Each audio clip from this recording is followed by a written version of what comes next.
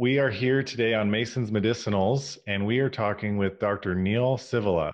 And Dr. Neal is an integrative veterinarian. And today we're going to be talking all things relating to pet wellness, clinical pet ways to use medicinal mushrooms, also ways to incorporate them into the lifestyle of our furry friends and animals. And yeah, welcome to the show, Neal. Thanks, Mason. It's great to have you here. And I'm just curious to start off. I'm sure you've been asked this a few times, but what got you into animal care? What's your story behind there from, a career perspective, but also from more of I like to call it the heart resume as well as the written resume. So if you want to just touch base a little bit there, that'd be great. Sure. We always had pets when I was growing up. I was kind of a late bloomer, I think, in comparison to a lot of my colleagues who knew when they were 4 or 6 that they want to be a veterinarian. I wasn't really until I got to high school that I thought it would be something that I'd be interested in. I had a classmate whose mother was a veterinary technician, what we call our veterinary nurses. And she introduced me to the veterinarian that she was working with, and I started hanging out with him and just decided that I really liked it, and that was something that I wanted to do. Amazing. So just kind of stumbled upon it and then fell in love with the work and what it all entailed. Yeah, yeah. It's pretty competitive to get into vet school, and so you have to unfortunately put a lot of focus into it, and not many people, including me, have a backup plan if you don't get in. But I was fortunate enough to get into school and start my studies. Yeah. Great. Well, I'm happy that all aligned for you. And yeah, you seem pretty knowledgeable and pretty happy with where you're at. So I'm looking forward to seeing what and how all that schooling paid off. What is vet school like anyway? Like I'm kind of like loosely familiar, but yeah, just for the listeners and the viewers, what's vet school about and how do you get there? Sure. It's depending on the school now, we've got a problem in our industry with rising student debt. And so at the time that I went to school and got into school, they would take, if you got your prerequisite courses done, which are a lot, of course, the maths and sciences and everything, biology, that they would take you after 3 years of undergrad. And then they kind of trended over to 4 years of undergrad. And then they want you to have a bachelor's degree in something. And now they're kind of trending back to some schools will take students with 3 years or sometimes even less, depending, because it just cuts down on the amount of debt load that you have once you're done. It's astronomical now compared to when I was a student. There are new veterinarians that graduate with $300,000 to $400,000 worth of debt, which is just crippling. But so it's a competitive environment to get in, and once you get in, you have a lot of type A people that even though they love animals and it's a caring profession, you have a lot of people that fought pretty hard to get there. And so for some folks, it's just hard to turn that off. You got to be driven to try to stay in school. And the coursework's pretty intense. The first couple years really mimic the other professional medical schools. And now even a lot of veterinary schools are trending where the students might study, first and second year vet students might study along with medical or dental students because a lot of the basic courses are somewhat similar. And then you're off in your third and fourth years to start seeing clinical patients and learning those hands-on skills. And they try now more and more to get the younger students involved in the hands-on just to keep the motivation up and to start that learning process. But yeah, it's pretty intense. Sounds like it, just with all the prereqs and yeah, everything you need to know from the physiology, the anatomy perspective, and then yeah, getting into that more clinical stuff. Yeah. Great. Well, thanks for giving us a little tidbit of what it's like to go through vet school. So you're out of school. You've been out of school for a while now. I understand that. But when you are working clinically, what are some of the most, I guess not basic, but like foundational things you always like to work with when working with people and their pets or their animals? What's some things you're always, I guess, looking at in terms of health, wellness, and maybe it is like a more clinical scenario where there is like more of a pathology. My practice now is pretty unique in that we deal with a lot of senior pets, and so that group of patients they share a lot of problems with chronic organ disease and arthritis and neurologic problems. So it's really important for us to be really cognizant of that human animal bond because those pets have lived with their owners for years and years and years, and so we need to make sure that their quality of life is good, and that we've got a clear understanding with the owners on what they're expecting us to do. A cure isn't usually possible for those patients, but we can make them as comfortable as we can and support them as much as we can in their final years. Yeah, so really fostering sort of that attunement, with the animals and the relationship with the owners. It sounds like that's a pretty big foundation to that end of life, or not end of life, but yeah, that more chronic transitioning phase for some of these pets and owners. Yeah, yeah. We do see some younger patients, but the bulk of our patients are older, and just coming to that understanding of what the family wants. And sometimes there's have to suss that out, and what's have they come to some agreement between the husband and wife and the kids, and what's acceptable and what's not, as far as things that can happen at home. But for sure, it's definitely maintaining a quality of life, and that's something we discuss a lot.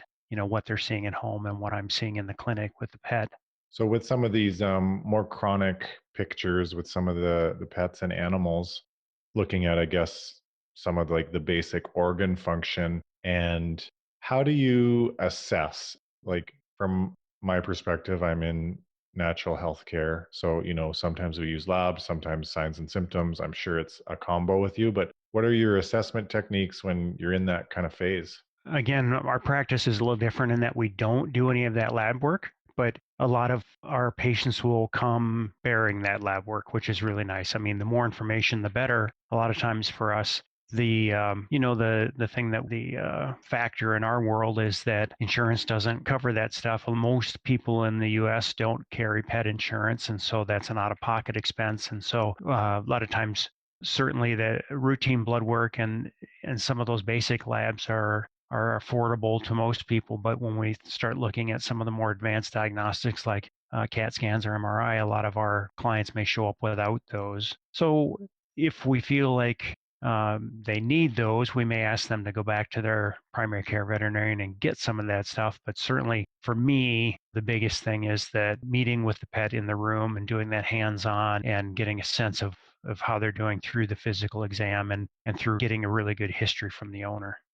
Yeah, that sounds like a real important factor to, yeah, doing your job and continuing the care.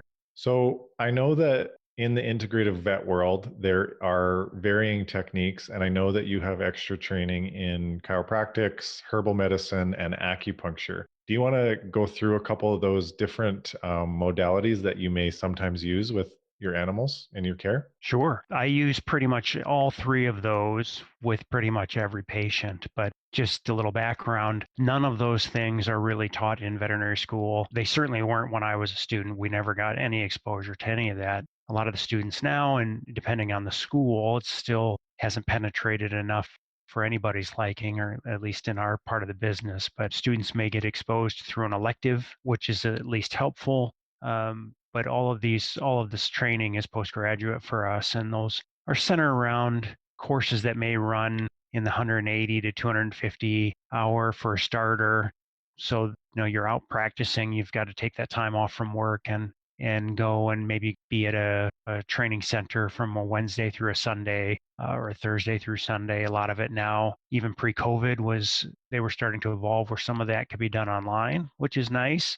Certainly nice from a travel standpoint, or maybe a time away from work standpoint. But there's a certain camaraderie you get being around practitioners that are studying the same thing and entering that kind of phase of practice as you are. And I say that because, as a pretty interested but allopathic veterinarian, my first training was in chiropractic. And in this country, we train doctors in animal chiropractic.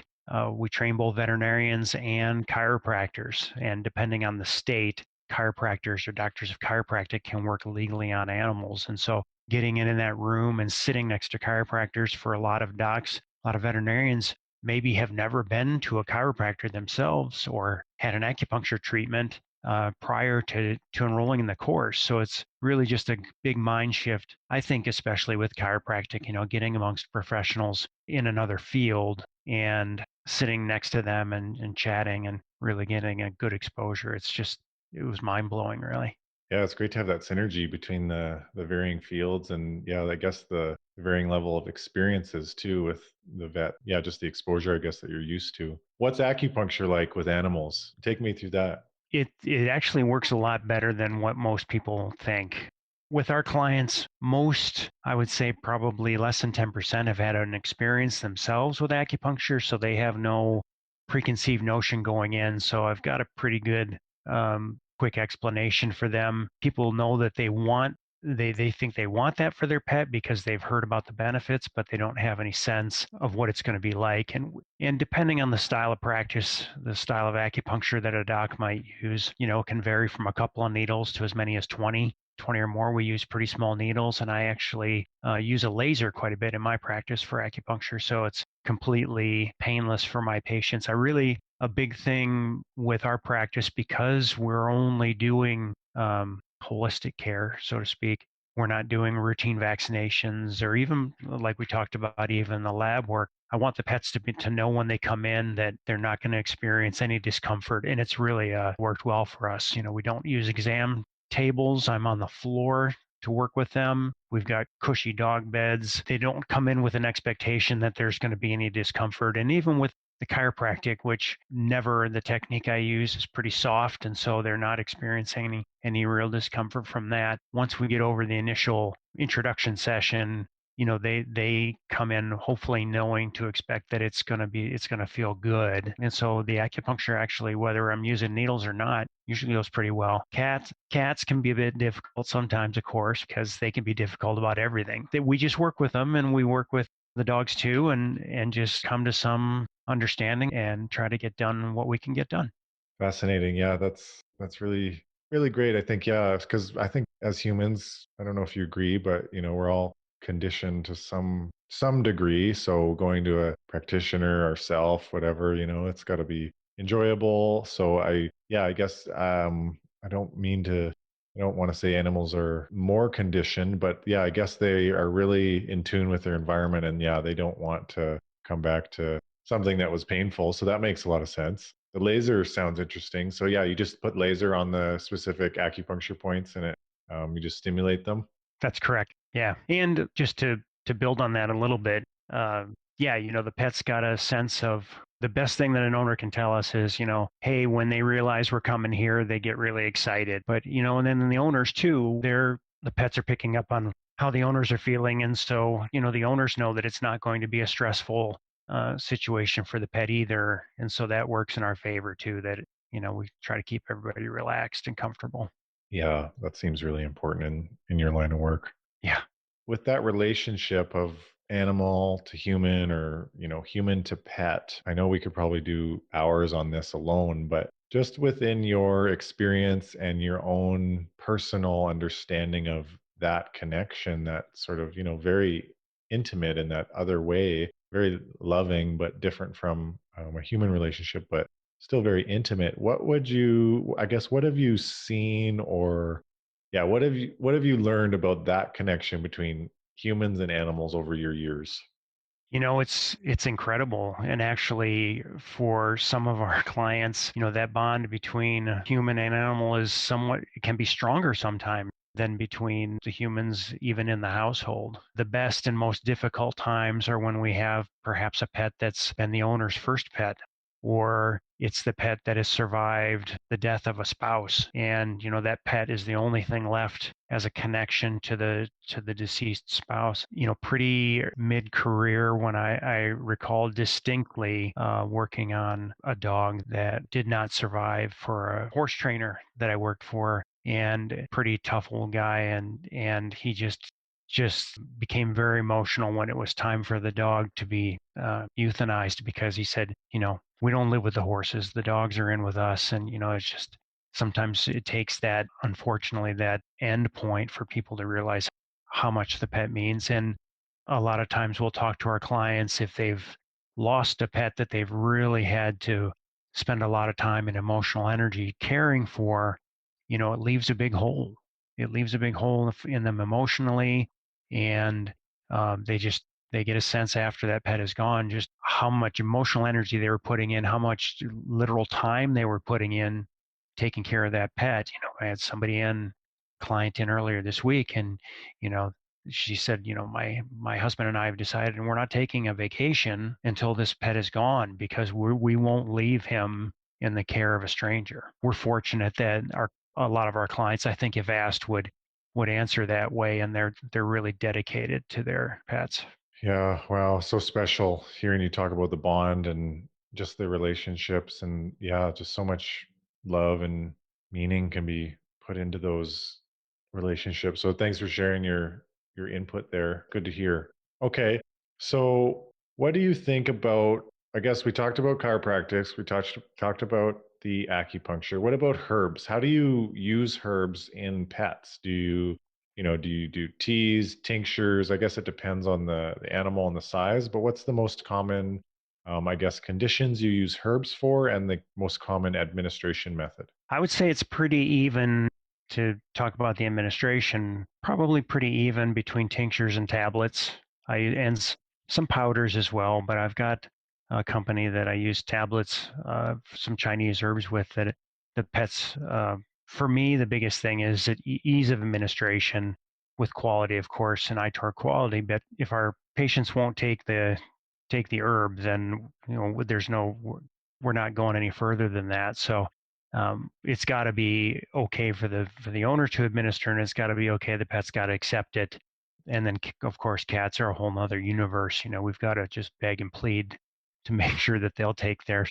And we're using. I don't like to have owners have to physically put the pill in the cat's mouth. So some of our cat owners will do that, and they're willing to do that, and their cat seems compliant. But we try to stick with tinctures for them to make it easier. But I'm going to say again, with our patient population, everybody's getting some herbs. If they're a senior pet and they just need something along the lines of an adaptogen, some organ support, we're doing that. If they're arthritic and have some pain, we're probably adding herbs in we're for sure adding herbs in to help with that. So we're addressing everybody's needs with some sort of herb and nutritional therapy for sure. It's just so vital for us in the way we work that they really need that, in my opinion. It's great to hear that the herbs work so well with animals. What are your favorite herbs to use, just generally, like the ones you use most commonly? Just thinking about just again with our caseload and a lot of older arthritic dogs, I get a lot of dogs that are weak, so we use a lot of ginseng. I feel a connection to ginseng here, and we're not in Appalachia, but we're kind of at the top end, and I feel a connection to using that plant. I really like it, and it seems to do well for our patients. So I like ginseng. I use a lot of ashwagandha. We use a lot of corydalis for stiffness and boswellia. And we use a number of Chinese formulas. We see a fair number of allergic pets as well that we use Chinese formulas for. But when I'm thinking of Western herbs and singles, for us, those are the big ones. What about any specific combo or synergies that you like? Is something come to mind or anything along the combo? Well, I should say the other thing that I didn't mention is that now that we've got access to hemp and CBD, we use a ton of that as well. Our problem with our pets is the cost, of course, for a quality product. But I'm a big believer in the effects of hemp, and so we'll combine hemp CBD with.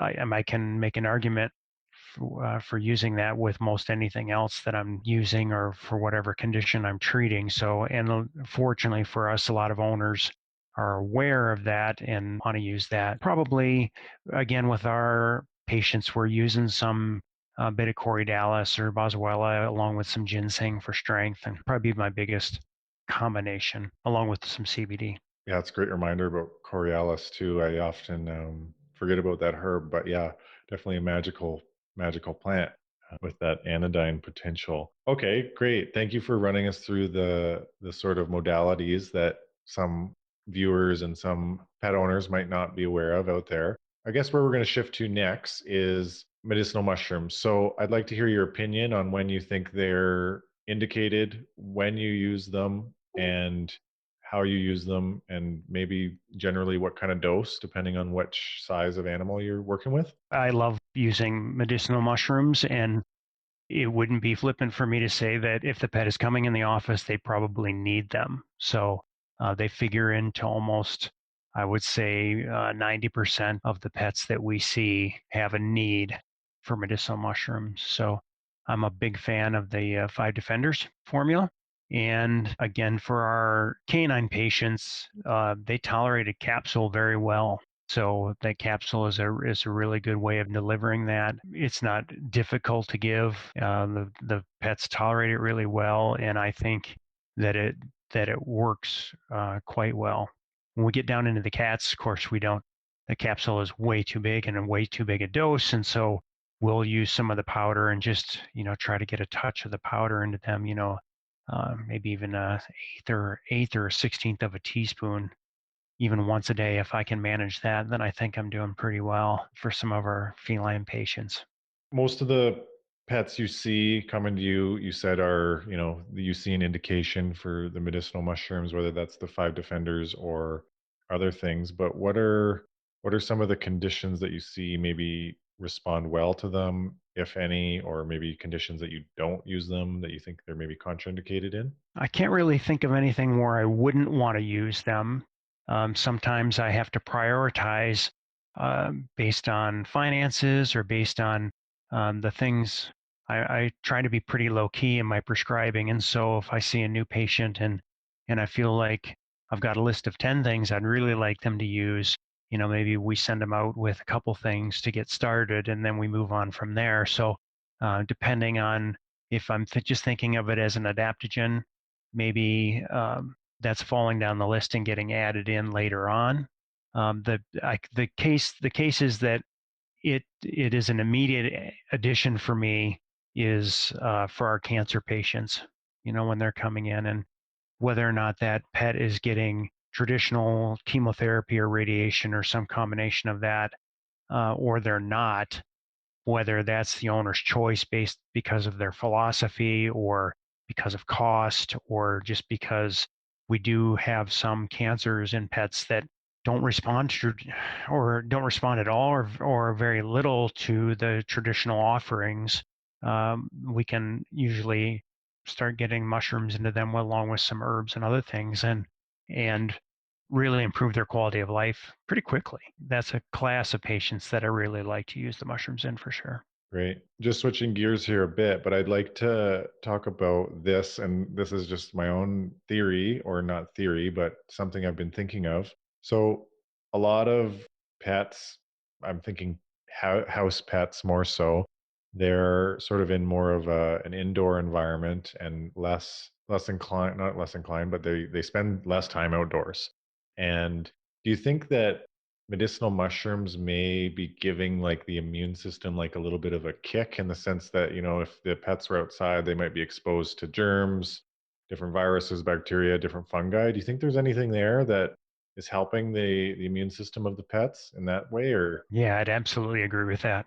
You know, just with the ideas that these pets they're not like the pets of old where they were outside and roaming. And, we've got, of course, our cats hopefully are staying in and not being out where they can be hurt now. And the dogs are not out for the most part. They're probably not out roaming outdoors and getting that exposure. Sure.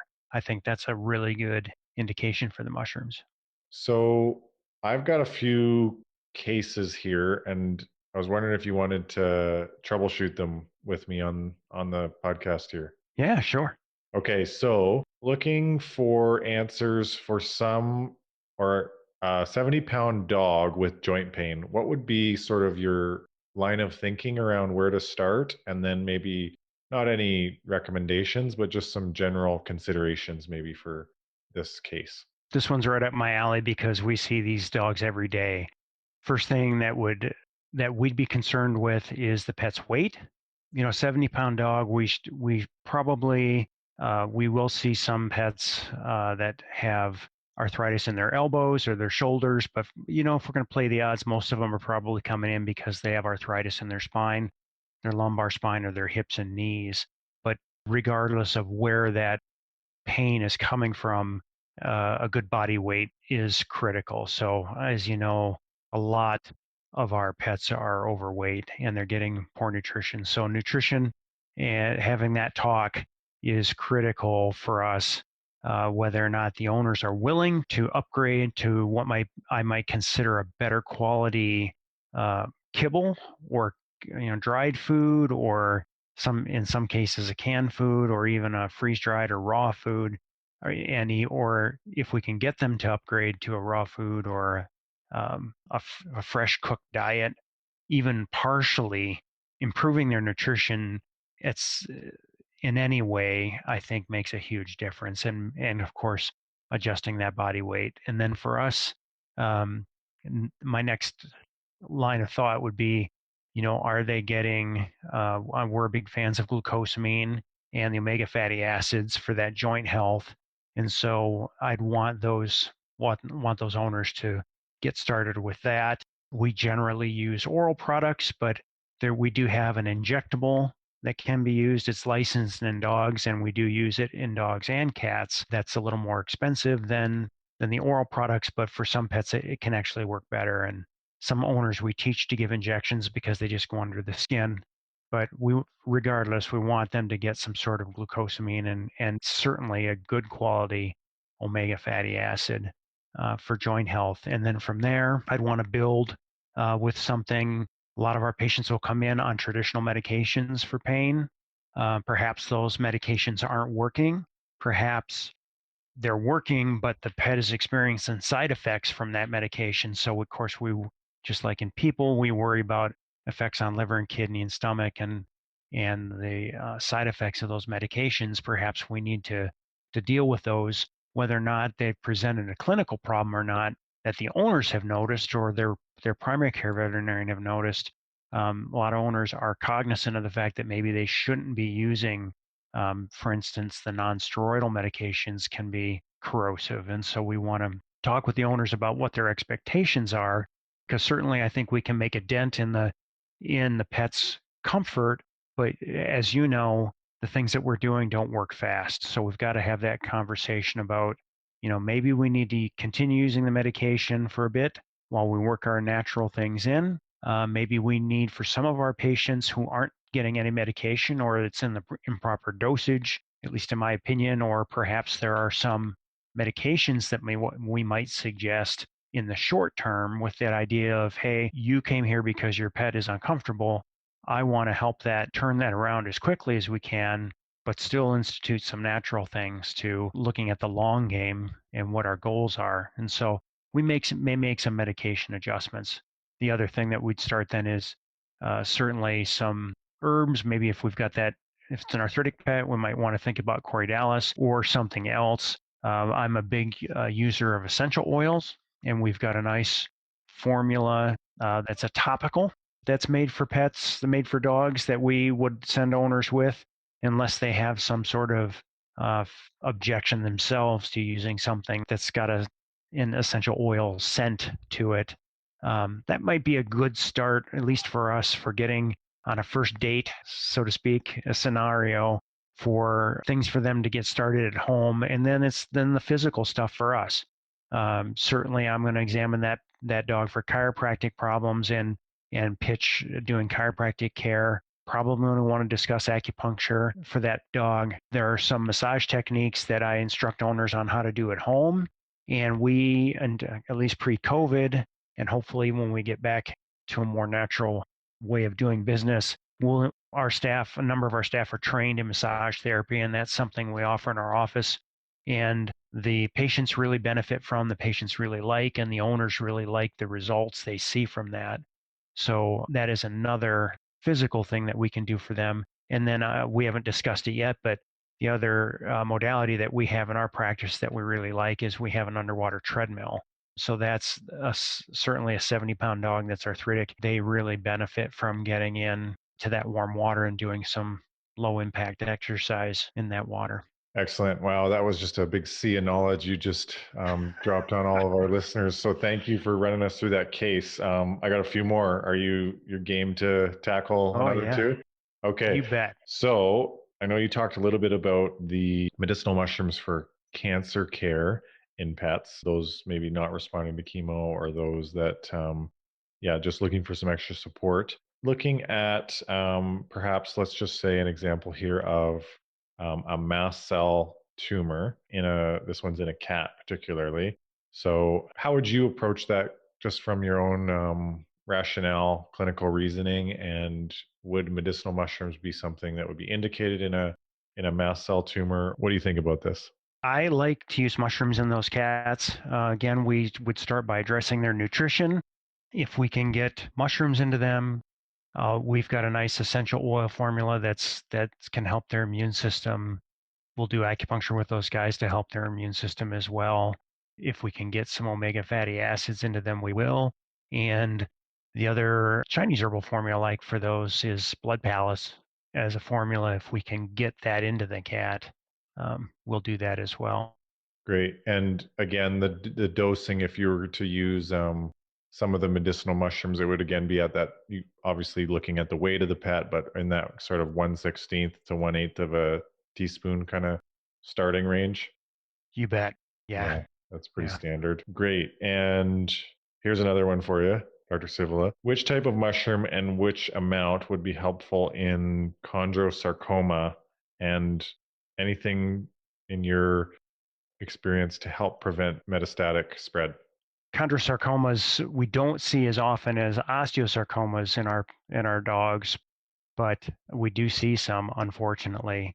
I like the Five Defenders formula for those guys at the standard dosing. I may even overdose those guys a bit and give them the one capsule twice a day rather than, sometimes we'll use that formula, like assume the people doses for a 150-pound person and extrapolate down to the dog's weight. But actually, the Five Defenders is a formula that I really like to sometimes overdose, so to speak, and we'll use in a lot of our 60 to 90 to 100-pound dogs. I'll probably use a capsule twice a day in those guys. And so that dog with chondrosarcoma, I will, in our attempt to avoid metastasis, we will for sure start Five Defenders in them.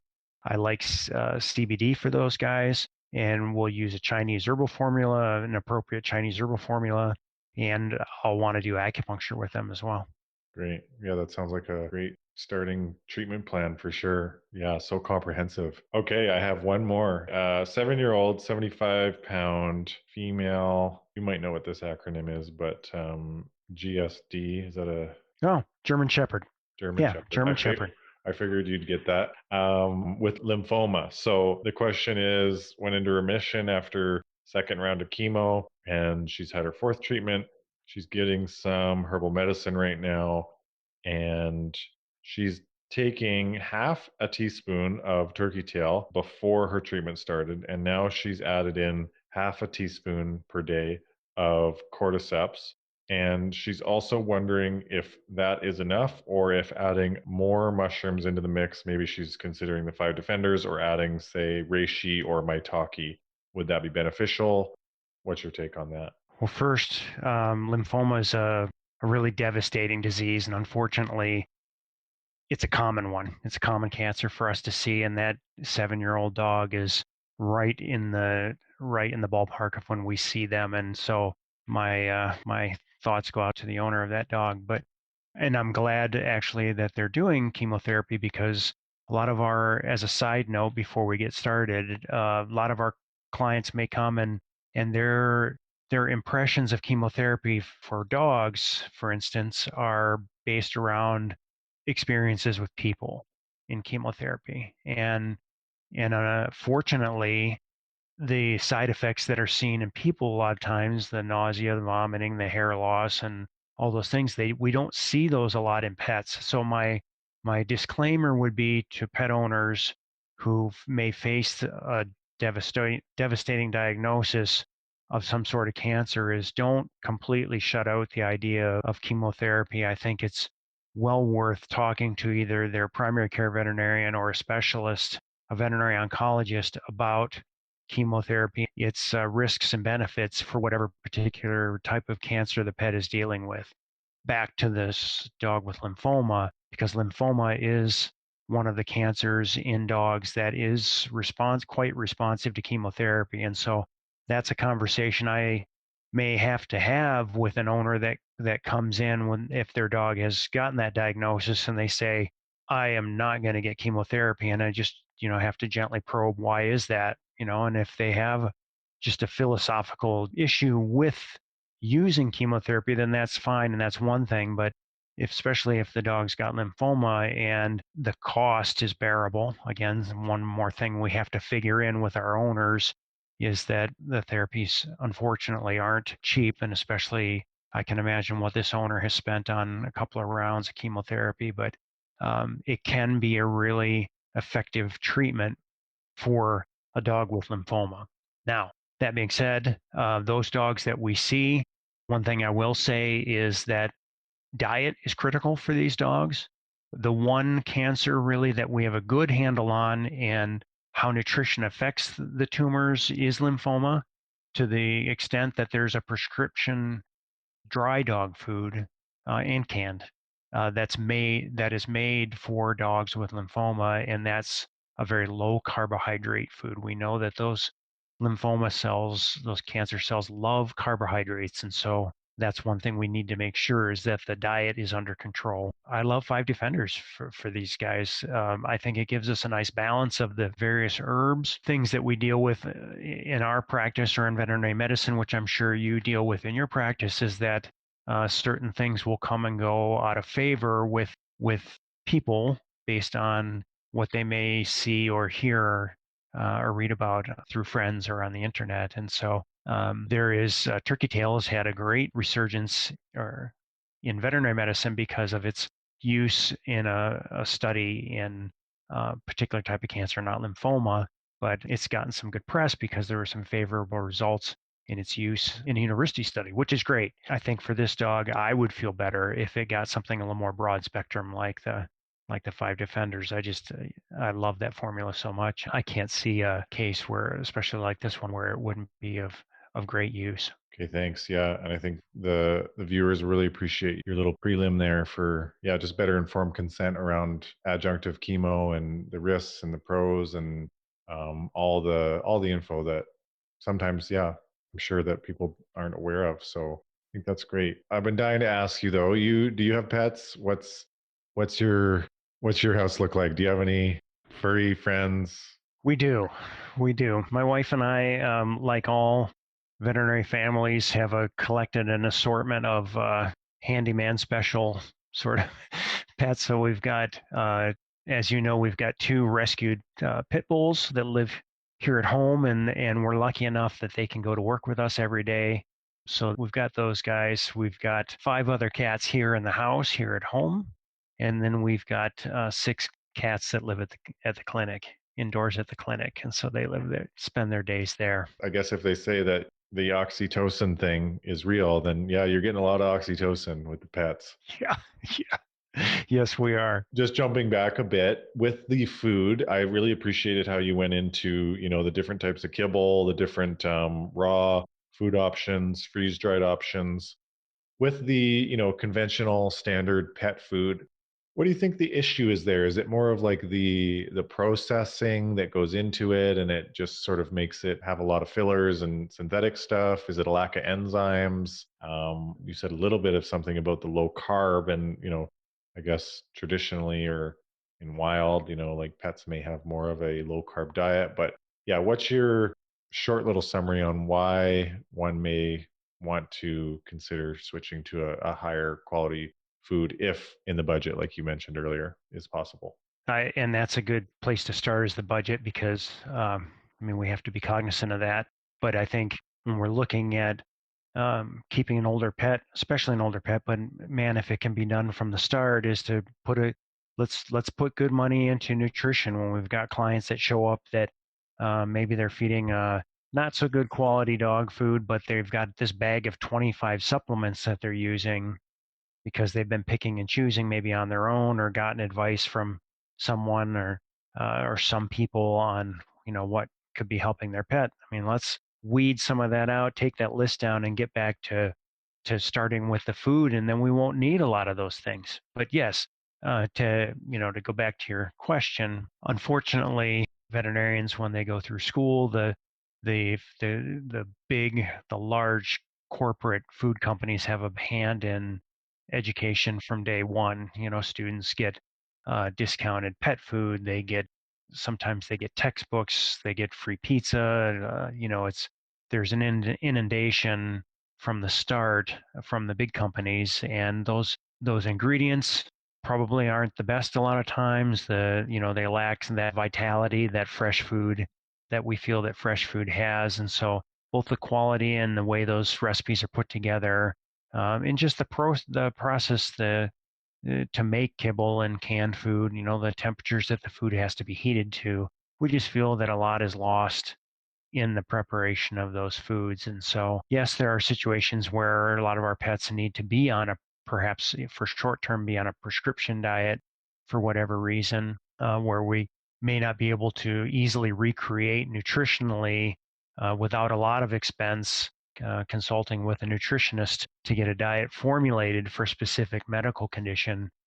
But we can, a lot of times, if we're just talking about our older pets, we can, like I mentioned earlier, even if we can get clients to commit to doing a partial upgrade, we're talking about cost and convenience, and that's why kibble was invented, was for convenience. It's easily stored, it's easily fed, it doesn't involve a lot of work. But for instance, I make fresh food for our two dogs, and it doesn't take a lot out of my day, but it's a trade-off that I'm willing to make in order for them to get that fresh food. And fortunately, a lot of our clients that come to us are willing to, at least if they can swing it economically, they're willing to put in the time because they realize that they probably need to do a better job with feeding. How impactful is the health of the owner on the pet in terms of just physical health and then also maybe more subtle realms of human health like emotional health and mental health, things like that? There's a huge connection. We'll see, and you can talk to any veterinarian about this. It's uncanny sometimes how often the pet and the owner will have the same disease, or a family member will have the same disease as the pet. It's incredible the connection that we see sometimes. And like we alluded, I kind of danced around earlier. The mental aspects of a family dealing with a pet that's ill or just geriatric and having trouble. We probably have a large percentage of our clients that come in where if the dog especially is maybe that 70-pound dog that's arthritic and can't get upstairs to go to bed any longer, where the husband and wife may trade off and sleep downstairs with the dog, and we'll see that that's not uncommon at all. And so a lot is wrapped up emotionally between the health of the pet and the owner, and vice versa. I mean, we can key in on some of our patients when we've got owners who are having serious health problems and they take on that emotional strain. So there is a strong connection back and forth. Thank you for chiming in on that topic again. I know we kind of touched on it earlier, but yeah, it was nice to revisit. Okay, is there anything else you'd want to share, Dr. Sivula, with the viewers? Anything you feel like is left unsaid, or something that you think pet owners or people considering maybe using natural therapeutics for their pets? Anything coming to mind, or is this feeling good with everything you've shared? It does. I mean, I appreciate the opportunity to talk about some of the things that we do. I think the biggest things that fellow pet guardians should think about is, again, food quality and quality of the products that we're using. So, like, again, a lot of times with all good intentions, we'll have owners come to a first visit and we ask them to bring the things that they're giving, and they'll come in with a number of, either a small or large number of things that they're emotionally invested in because they think it's going to help their pet, but the quality isn't good. And so, again, that's why I'm a huge fan of the Real Mushrooms family and their products, because I know I can count on them. And so we try to go through that list of things and say, why are we using this? And a lot of times, as you might expect, you probably see in your practice as well, where we get people duplicating their effort with maybe 2 to 3 different products, are attempting to do the same thing. And so I think getting some good advice is critical just to help weed out some of the poor quality things from the good quality things, and putting money into products that have a track record and that are going to work. They have the best chance at helping the pet. Thanks for sharing. So, if people are local and they're in the Ohio region or state, how can people find you? And then also, what's your website? Do you have any social media pages? How do people find you? Sure. I will first start by saying that folks that are interested in finding a holistic veterinarian, unfortunately, there's no good one way to do that. But let me just give you some tips on trying to find um, trying to find someone. So most of our clients find us from word of mouth, and so we will get some referrals from primary care veterinarians because I've been doing this for a while and have hopefully a reputation that we're easy to work with and that we get results. But most, I would say probably 90% of our clients find us because a friend has told them about our practice. And so if you're somewhere and you're looking for a holistic veterinarian, that's probably a good place to start is for a personal referral. Our largest practitioner organization is the American Holistic Veterinary Medical Association, the AHVMA. Again, not every holistic veterinarian is going to be a member of that association, but all of the associations that we have for our various modalities maintain a practitioner directory. And so that ahvma.org, they have a practitioner directory where you can find a doctor in your area. Um, there are a couple of different acupuncture groups. We have the American Academy of Veterinary Acupuncture. We have the Qi Institute, which is one of the larger training courses for veterinarians in acupuncture and Chinese medicine. They have a website with a practitioner locator as well. We have, when we're talking about herbs, we have the Veterinary Botanical Medical Association, and they have a website as well. So unfortunately, there's no one good clearinghouse to find a holistic or an integrated veterinarian, but those would at least give you a start.